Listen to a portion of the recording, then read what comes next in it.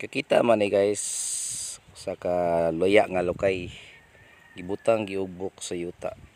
Tuwa pa didto dapita. Lagi pambutang diha.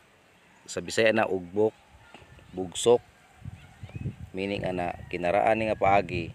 Meaning ana ang sign niya gibawalan o bawal ang pagtugway o paghikot og hayupan diring dapita. Kay gi-preserve ang grass o gi-preserve ang sagbot ani para lalog sa hayupan. So bawal hiktan, bawal ihikot diri, bawal itugwayan sa Bisaya pang panulungan.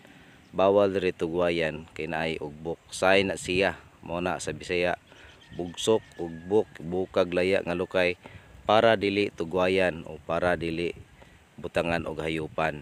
Kay kung butangan ko ning hayupan, mahurot ning mga sagbuta nya gi-preserve ni namo, gi-preserve ni siya para sa mga hayupan o para sa hayupan. Kani mga kugon dere nga lapyo kayo pagatubo, bawal ang pagkuha dere. Mo nay meaning niya. Labi na gyud kung dili mananghid kay naagi manguha dere nga dili mananghid, nga dili man ilahang yuta. So meaning ana giugbukan, bawal, gibawal na.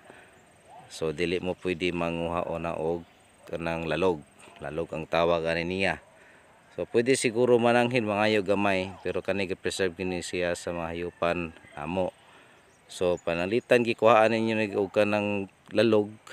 So meaning ana especially kung wala na ninyo, wala ka nananghid sa tag-iya nga manguha kag lalog, ang pasabot ana kawat na siya.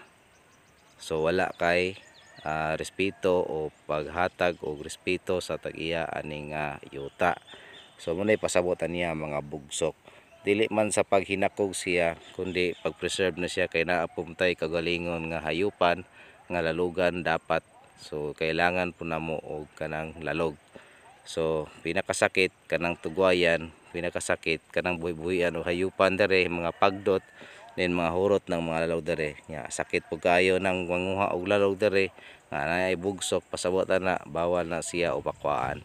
So meaning kung manguha kag butang nga dili inyuha, so ang pasabot ana that is stealing of gamit o butang o stealing of kanang mga tanom o kanang mga sagbot. So panguha na siya, pagpangawat na siya. Dili na paghakog kundi mao na siya ang tinuod.